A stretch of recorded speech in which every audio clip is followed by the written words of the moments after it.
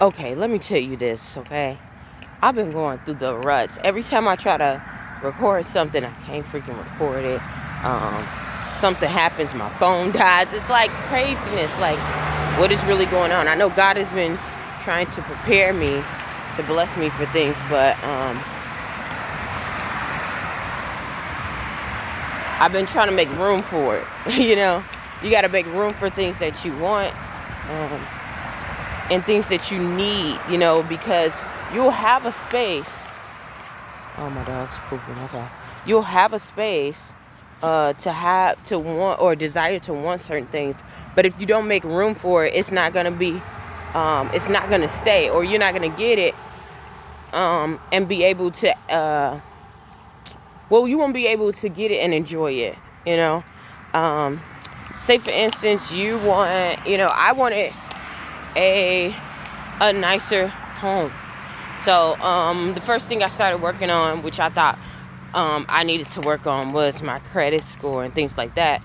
But God was telling me a different way of how to prepare and to get myself, ready for the house. What He told me was, make the house that you're living in like it's the house that you want. So what I did was I made this thing and I made it look like it was an island on it, because I wanted a kitchen with an island. I wanted a divider like it was almost like a loft, separated. I got really descriptive and really distinctive on what I wanted, even though the place that I was currently in was like shambles. Not only that, I invested in making shelving. I couldn't afford to buy the nice shelving, and it kind of made no sense to make it in the place that to buy it in the place that I was in. But it did make sense for me to start making the things that look like what I was doing, how I was going to make it, things like that. So that's how He got me to make room for it. And eventually it was just out of the blue. It had nothing to do with my credit score. It was all about God preparing me and planning me to receive things. So that's what I've been doing, just making room for God, because that space is necessary. Necessary for my living. It's necessary for, and people are like, no, it's not necessary. You need water, blah, blah, this. I need the bread of life to sustain me and to fulfill me. Not only sustain me, but to fulfill me during these times. Like, yeah. So that's what I've been doing. He also has been helping me about making additions to my life, because when you sup with Him and when you follow Him and when you do stuff that is pleasing to His sight, He rewards those who diligently seek Him. Just like His word says, He really does. So He's been preparing me to make room for the blessings that He's going to bestow upon me, because the blessings are not just for me and not just for people to say, oh, she's blessed, because people are going to really know that I am connected to God and that I am blessed through God. And that's something that I do want to have the world to know, because like I said, I'm just a vessel.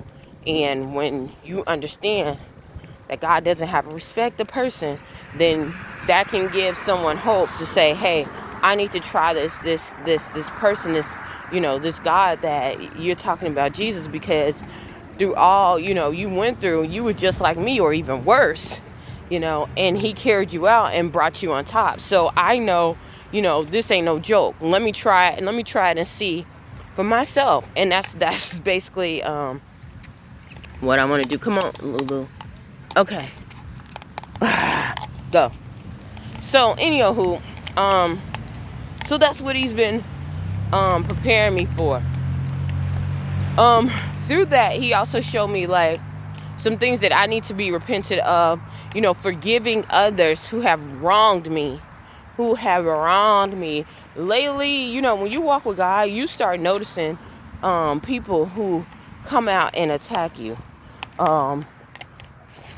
unwillingly and willingly, and you can't get mad at it, because it tells you in the Bible, if you're getting persecuted for God's name's sake, then you are all right. That's the best kind of persecution you can have. Um, but it still doesn't negate the fact that it hurts, and that it's very painful to see people that you love and you care and you respect for hurt you and think little of you and belittle you and try to take you out. Literally, some of them tried to take me out, but God was telling me to, and some of them unwillingly, unknowingly, hurt me. So I had to forgive. God was just showing me how I needed to forgive those people, not only the ones who did it unknowingly, but the ones who did it knowingly. The ones who outright secretly despise you, who scandalize you, who was sitting there smiling in my face, and did me really, really bad. God was getting to me to address it, face it head on. And I was like, God, man, I know I'm supposed to forgive. And I say I forgive. But, like I said, when you're dealing with God and he knows everything about you more than you know yourself, he'll start walking that thing through. So, anywho, I saw one of my neighbors. And I'll tell you this, from the time that I knew this person, I felt in my spirit like this person was not trustworthy. Not only that, God was showing me some things about this person and about their character. And I was like, I wanted nothing to do with this person. But since I was attached to some other people who were attached to them, I still had to associate myself with them. I still had to have, break bread with them. I still had to function around this person. And plus, they're in my neighborhood. So, had to deal with it.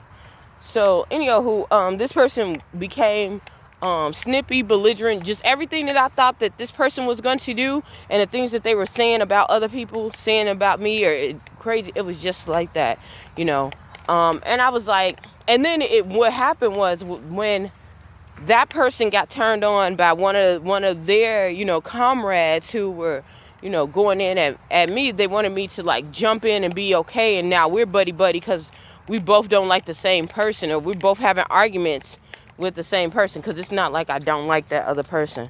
I respect the role that they had, but as far as integrity and a character, it's something that I don't want from them. They don't have it. They lack it.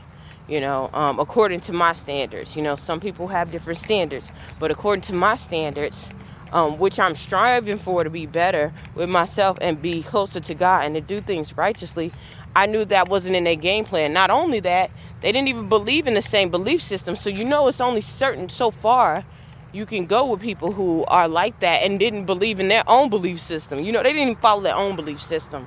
So it's just, yeah. But anywho, I saw this person after, everything happened, and the person that we both, had issues with now has left the scene. It was like, oh, they were trying to be so close knit to me, and I'm like, I'm not having it. I don't even want to talk to you. None of that. You can keep it moving, whatever. So God was just telling me to resolve it,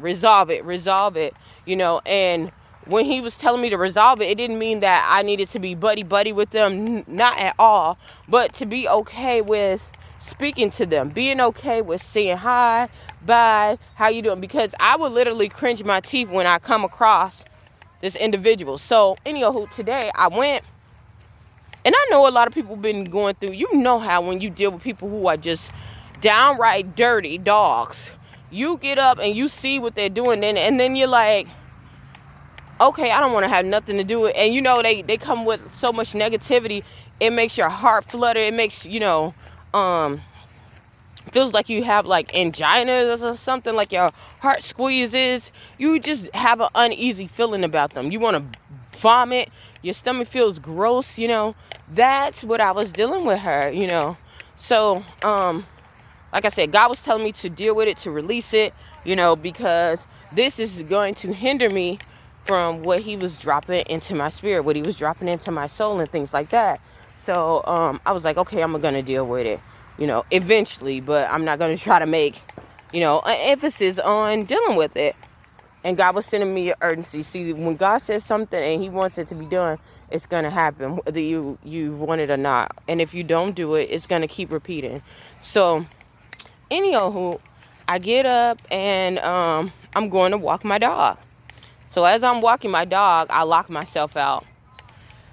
And I'm like, oh my God, I hear somebody coming down the stairs behind me.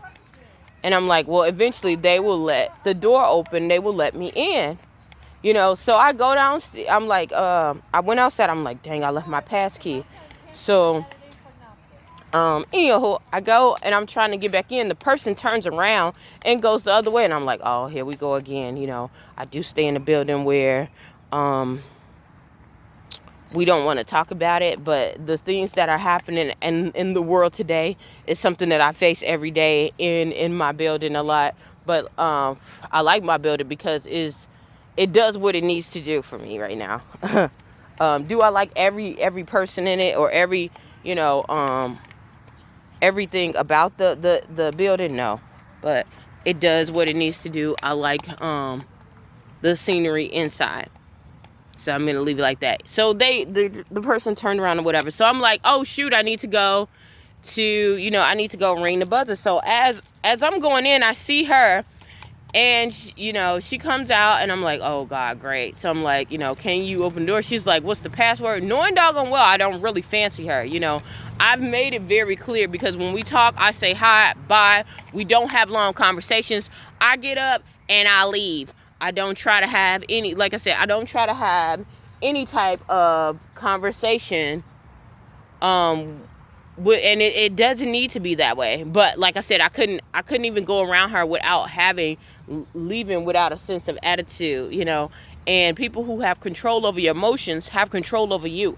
Oh. So yeah. So God had it right there. She started talking to me and everything, and I'm like, okay, God, you told me to release. You literally told me to release it, so I'm gonna release it. I might not be feeling it now, but I hope you take control. So when the conversation was over, I was able to breathe, because literally I was talking to God while I'm having this conversation with her. So I say that to say this: when God tells you to let go, let go. God shouldn't even really have to tell you, and that was another thing he was telling me, like, I shouldn't have to constantly tell you to let go. This is a test. That's what he was telling me. Like, this is a test. If you pass this, you'll be able to go to the next level.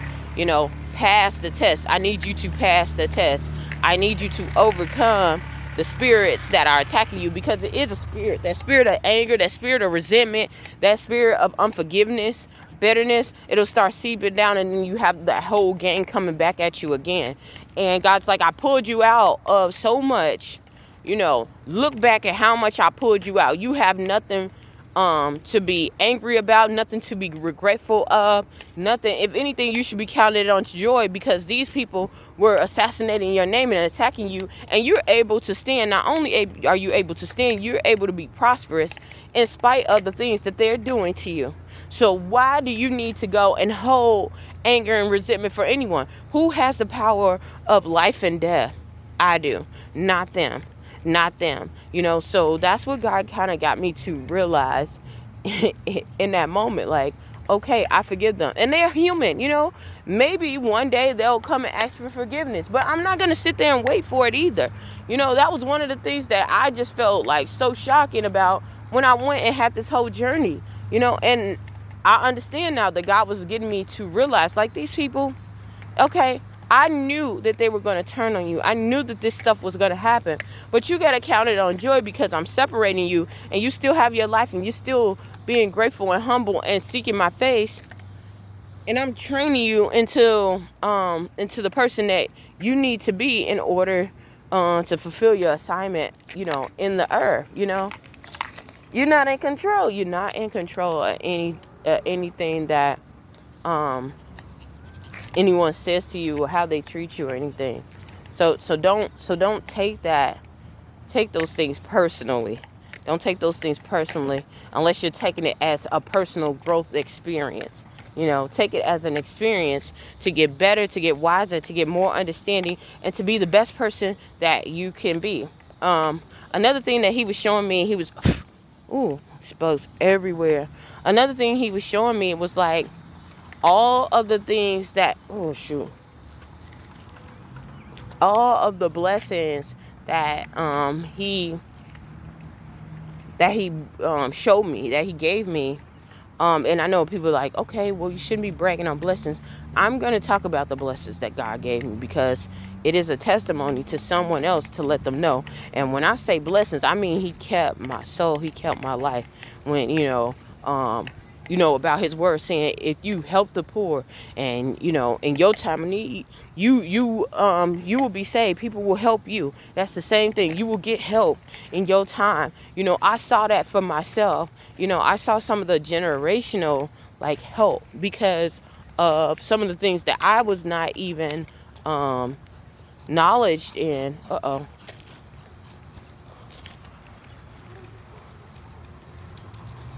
Some of the things that I wasn't knowledgeable in, that I was getting help from. Excuse me. Excuse us. Come on. Okay. Yeah, some of the things that I didn't even notice that I was getting help from or help with. Like when I was going through my struggle, there were strangers that were coming up to me and saying, God said, and I know some of those people were not from, his kingdom. He was showing me that. But there were a lot of people who helped me during this time when the systems that were in place, the federal systems that we have, the state structural systems that we have, in our world,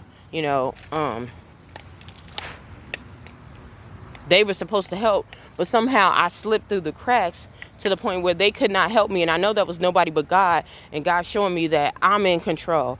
I'm going to get you this, I'm going to do this. And nobody else can say that they did it but me, and there were people who came out and blessed me, not only physically, spiritually, and emotionally. There were people who would come up and didn't know nothing about me, but they would say, God told me this and blah, blah, this, and you're going to be okay, and leave. And I was so that was power to my soul, because it was what scripture? It reminded me of, God keeping his promise to me. Some of the things that I told him, in secret and in private, he was telling people in open, and they were like, look, God said he giving it to you.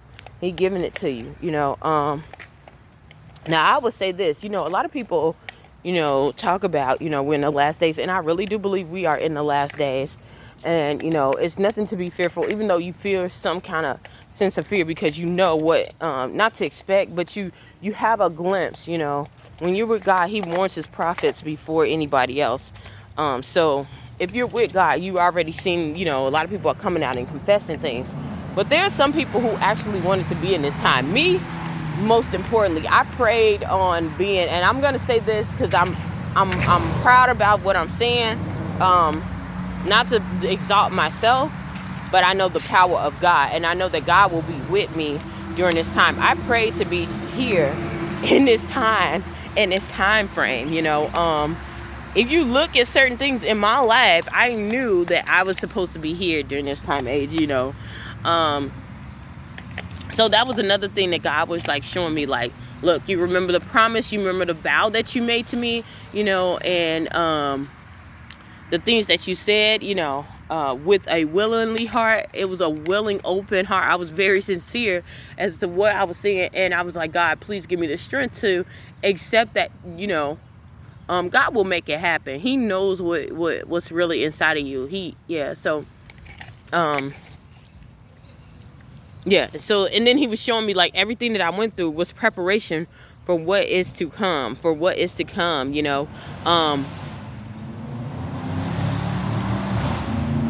don't be fearful when, this famine comes, because people are talking about the glorious time and the good times, like I said, but there are a few people that are still talking about the famine, and the famine is coming, y'all. The famine is coming. I don't care what nobody say. You can think of, it's going to be prosperity, but nothing lasts forever. We are really going to come into a famine. There are going to be times where people are going to be able, and God was telling me, to prepare for that time. There are going to be times where you're not going to be able to afford the food. The food is getting shorter. We're talking about they're making it to where, they're killing the livestock. Now they're saying that the farmers can't eat their own livestock, and now they're going to give us this plant-based where we don't even know what a plant-based um um things are going at. But if everybody's eating plant-based, guess what? The herbs are going to be gone. Things are going to be, it's going to be scarce. And if someone's in control of things, you don't know if it might be scarce to you. You see what I'm saying? So that's what God was preparing me for. And God was already also showing me that his true believers and the people that are with him who follow him, when you're with God, you got to follow him. Some things I had to let go, some people, some places, some things. Certain things I still have to let go, but when you're with him, he says that when the destruction comes, you're going to be able to witness the wicked. You're going to be able to witness the wicked, fall into destruction, things like that. But you're not going to be partakers of it. You're just going to be a witness of it, So, that's what God was showing me. Like, you're going to see some things, but if you follow me and you stay in my vine, you're going to be covered, and like I said, everything that he prepared me for, I'm looking at the same place that I was talking about when I was going through what I was going through. She didn't bring her big dog. Okay, weird. So everything that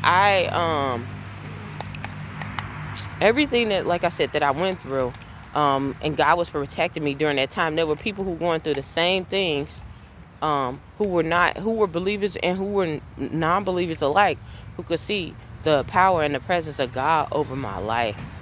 They could see it over my life.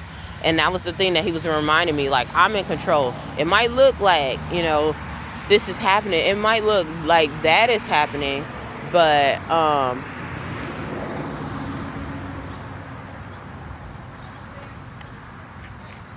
no, you need to go. It might look like different things are happening, but in reality and in truth, it might be something else because I'm in control, So, remember that, yeah. Come on. Run, Lulu, run. Good job. Okay. The hell? Sorry. Kids are bad. Kids are bad out here. They bad. So, yeah. That's basically what he was telling me, what he was showing me.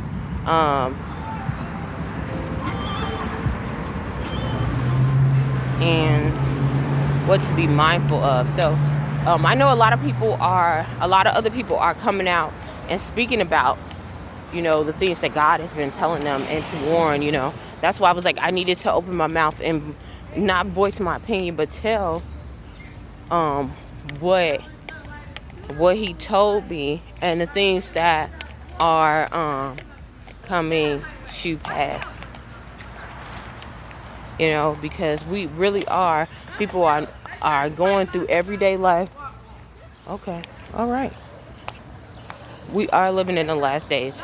It's a lot of people that are trying to ignore it, but there's also people who don't know, who are still asleep and still a slumber. I used to think that, the people who didn't know, they just don't want to know. Yeah, there are some people who just don't want to know, but there are people who are truly lost, and we're supposed to be vessels to tell the truth and to be able to stand when you know the truth, when you know what's better and what's, good for you, you're able to stand. So, yeah, I'm going to get off of here because I need to focus a little bit more on walking my dog. So, hopefully something I said or done will help you on your journey. Please stay tuned to Journey to Jerusalem. Yeah, and update on my mom.